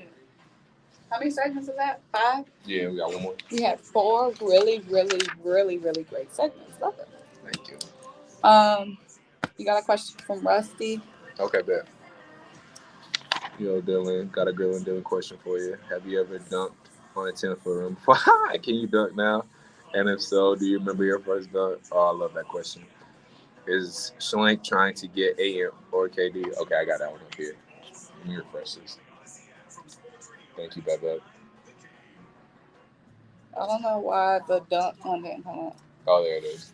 Oh, there it is. Oh, so you got it. Yeah. Okay. Thank you. All right, guys, we're headed into the home stretch. Y'all, we only have about 30 minutes of time left, but only about 20 minutes of showtime left. Yeah. So, yeah, thank you guys for rocking with us. Appreciate you guys tuning in. Still got one more to go. Last segment, remember, you can do it when you're signing off towards the end. Just remind them about why it's called the home stretch. Remind them.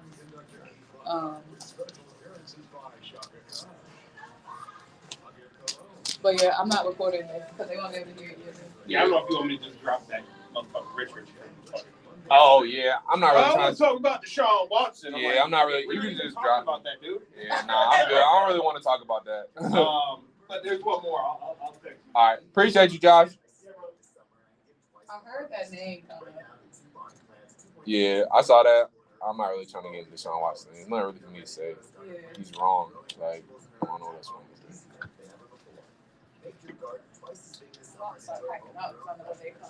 Oh yeah, they're gonna be ready to do their thing.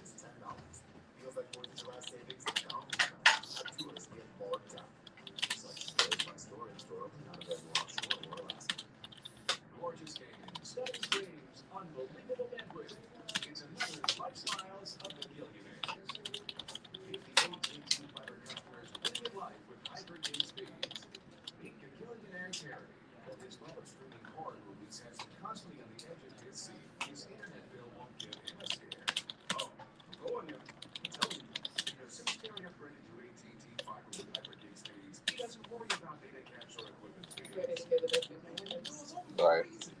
I think they'll be good though.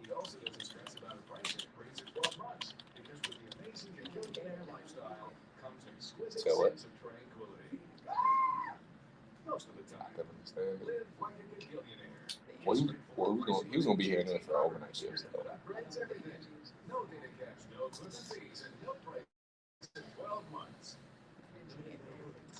So you gonna do the what? What they talking about there? Yeah, I talked to my peeps. What's going on, Show Enough? What's going on, Sean Kim? Appreciate y'all, you guys tuning in.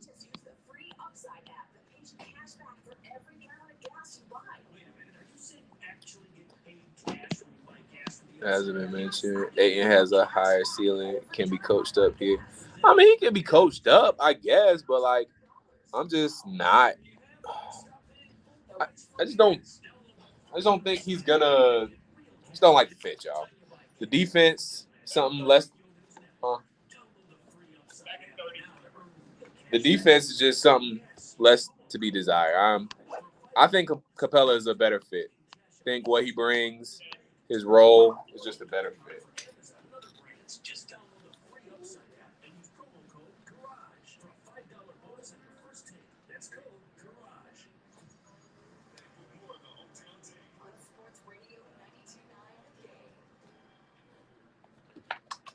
All right, the hometown take in its final stretch. Last segment, it's going to be Grilling Dylan. Got some great questions lined up for you as well. We'll get to them in just a moment, but before we got to handle a little business first. First and foremost, follow me at _Dylan Mathews on all of the social media platforms, Twitter, Instagram, TikTok. If you're into that, all that good stuff, you can find me on YouTube at Dylan Mathews. Also, follow the station at 929 The Game. All social media platforms, it's at 929 The Game. So follow the radio station. Speaking of which, after the hometown take is over, the night is far from over. Just because I'm not on the air doesn't mean you need to stop listening. Listen to the Dopey Millennials, Caleb Johnson, Garrett Chapman, live and local, 10 p.m. to 12 p.m., their debut show. They're going to have some great talk coming up as well. They'll talk Braves, Hawks, everything you're going to want to talk about. The dopey millennials are going to talk about it. So, I can't stand you, Josh. No, I don't have an OnlyFans, man. Have some respect. Nah, it's all good. That's funny. Okay. Also, not speaking of OnlyFans, make sure you dive into the history and culture of baseball's unofficial rulebook with Unwritten, a new podcast hosted by former players Ron Darling and Jimmy Rollins. Unwritten looks at all the secret and not so secret guidelines that big leaguers follow while playing the game. Ron and Jimmy give you the player's perspective on bat flips, beanballs, brawls, and more. This week's episode is how to talk to an umpire. Ron and Jimmy peel back the curtain on those heart-to-heart discussions with the men in blue. Download Unwritten on the Odyssey app or wherever you get your podcasts. And without further ado, it is time for Grillin' Dylan. We will head out to the phone lines first. We got David calling from Noonan. David, what's going on with you, my man? Appreciate you, David.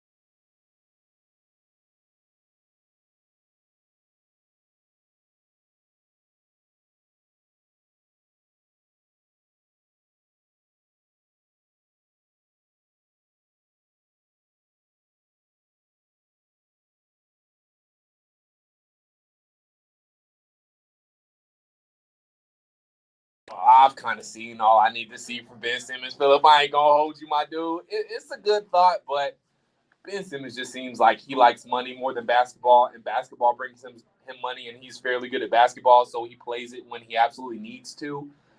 But again, I'm going to go to that meme. Y'all been seeing that meme lately of an x-ray, and you see somebody's ribs, and then in the ribs you see a face of a pit bull. Ben Simmons ain't got that dog in him. And I want dudes with that dog in him. Ben Simmons ain't shown that. He's shown that he likes what basketball brings, but he doesn't love playing the game of basketball. So until I see that from Ben Simmons, until I see some improvement in his game, his willingness to shoot, his commitment to whatever team he's going to be on, whether it's the Brooklyn Nets or whoever, until I see that, I am good on Ben Simmons. I'm going to let Ben Simmons be whatever Ben Simmons is going to be somewhere else. I'm good on him. I think he's just going to mess up the feng shui of the team. And whatever is Ben Simmons' mindset, I don't need him bringing that mindset to Trey or Dejounte, anything like that. So I'm good on Ben Simmons for now. All right, let's get to some social media questions as well. My man Rusty, shout out Rusty, man. Always listen on the John Chuckery Show. Always tuning in. He was tuned in to the first edition of the Hometown Take as well. He's got a great Grillin' Dylan question. You can still call in if you want, 404-741-0929. But Rusty says, yo, Dylan, got a Grillin' Dylan question for you. Have you ever dunked on a 10-foot rim before? And can you still dunk now? And if so, do you remember your first dunk? That is a great question. I'm finna let y'all know. Okay, now, y'all don't sleep. To give you an image, I'm about 6'2.5", 6'3", somewhere around there. I'm pretty tall. I'm I'm tall. That's the basically, yeah, you a little bit taller than me. So yeah, I'm up there somewhere. I ain't been, for my checkup in a minute, so I don't know exactly how tall I am. I ain't got the official doctor height. But anywho, I'm 6 and some change. We'll call it that. I've been dunking since the 8th grade, Rusty. I do this, man. I've been dunking since the 8th grade, dog. Now, as far as the second part of the question, as far as dunking now, maybe after a real good stretch, I might be able to rim grade still. And if like the rim is slightly slanted, maybe I can dunk. But I don't know if I can dunk now, man. But no, when I was playing AAU, when I was in prime shape, 8th grade, 9th grade, I was in prime shape, could run a mile in under 7 minutes. I was booming. I was 2-hand dunking, 1-hand dunking. I was getting up there, Rusty. I was jumping out the gym. But can't quite do that no more. I got, I'm still active. I still exercise, but don't know if I'm, can dunk now. It might be more of a rim grace if I'm lucky after a good stretch. But no, that's a great question. I love that question. The Atlanta Analyst has a Grill and Dylan question as well. Oh, I almost forgot Rusty's last part of the question. Do you remember your first dunk? So, unfortunately, Rusty, I've never dunked in an organized basketball game. I had a breakaway one time, and I went up for the dunk, and I got fouled. So I couldn't finish the dunk because I wasn't hopping like that. Like I wasn't posterizing anybody. I still had to be wide open. I'm not gonna flex too much. But I have been dunking since 8th grade though. That's no cap. I've really been doing that. So my first dunk, I remember like being in the gym and like I was working on like my agility and stuff like that. And I remember just trying it. And one day after practice, it happened, and I was hyped. So there you go, Rusty. Appreciate the Grill and Dylan question. We got another one from the Atlanta Analyst. Do you think Travis Schlenk is trying to acquire Ayton or KD? If so, how close do you think a deal is to happening? Thank you for the question, Atlanta Analyst. I appreciate it. I definitely think Travis has been on the phone. I definitely think Travis has called to inquire about DeAndre Ayton and Kevin Durant. I can almost guarantee you he's called both Phoenix and Brooklyn about those two players. How close the deal is to happening? That's where I really have no idea. If I had to guess, I see us getting Ayton before I see us getting Kevin Durant. That's just me being real. That's me trying to be practical. So as far as how close the deal is happening, I don't know. I'm not too sure. I hope a deal is close for KD. Even Ayton would be cool, but again, I don't know how close we are at all. Okay. We got a couple of minutes left. You can still call in 404-741-0929 if you got some more Grill and Dylan questions here. I will refresh my Twitter page to see if we got any more on social media before I move on. Oh, we do have a couple more. Okay.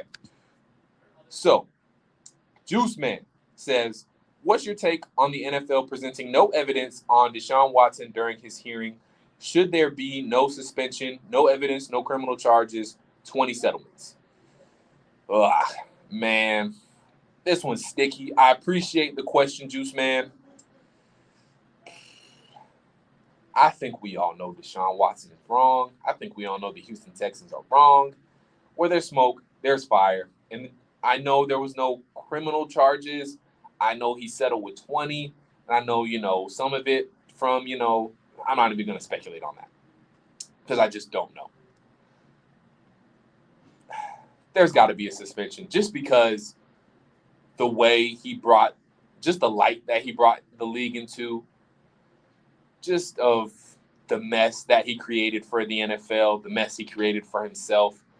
There's got to be some suspension. Am I saying he should be banned for life? No. Suspended for a year?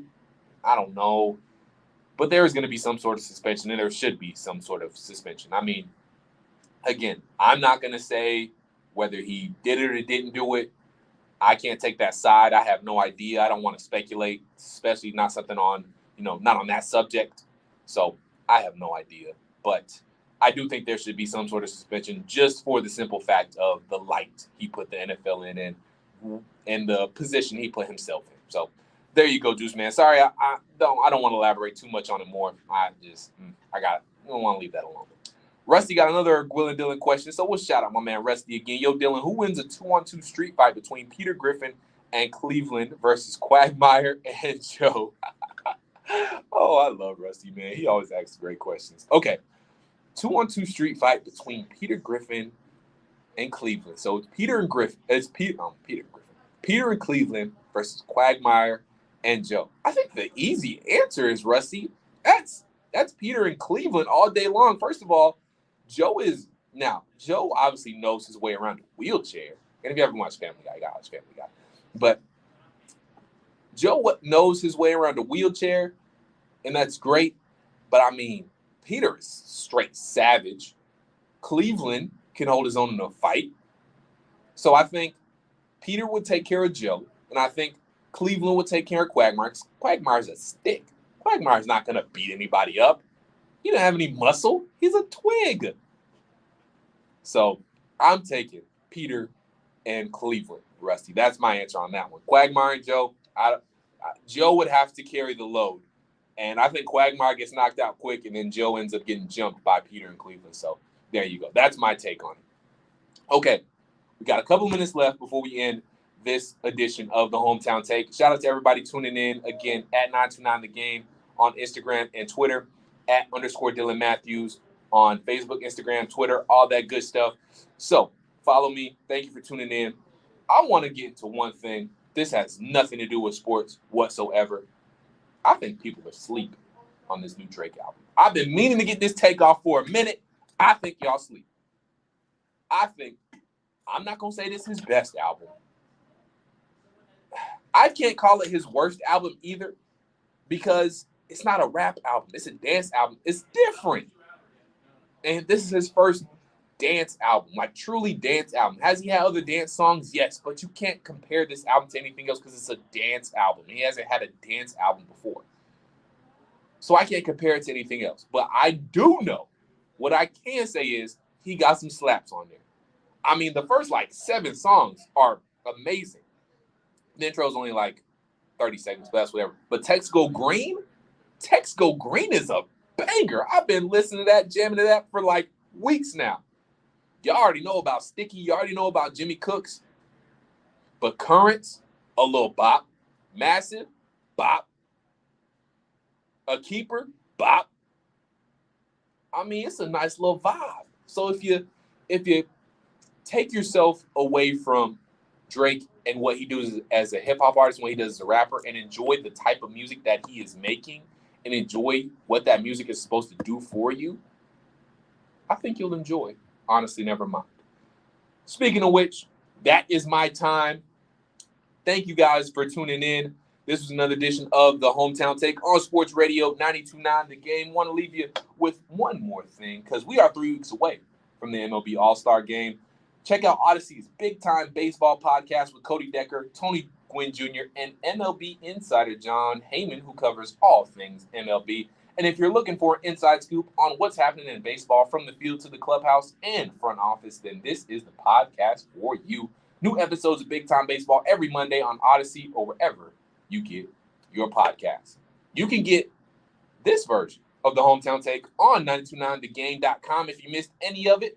You can also use the rewind feature on the Odyssey.com app as well. And again, at _Dylan Mathews, at 929thegame. Follow us on all social media platforms. And I'll talk to you guys next Saturday, 8 p.m. to 10 p.m. But coming up next, the debut show. We talk about, Drake and all his albums. We got the debut show, the debut album, if you will, of the Dopey Millennials. Garrett Chapman, Caleb Johnson. They're taking over next 10 p.m. to midnight. Don't go anywhere. They're talking all things Atlanta sports next, right with you on Sports Radio 92.9 The Game. Again, Dylan Mathews signing off on the Hometown Take. Good show. Started off dry, but you ended strong. Oh, you're a GOAT for that. What did he do? What did he play? He played Drake. Nah, he played who was the. All right, guys. Appreciate y'all. See y'all next week.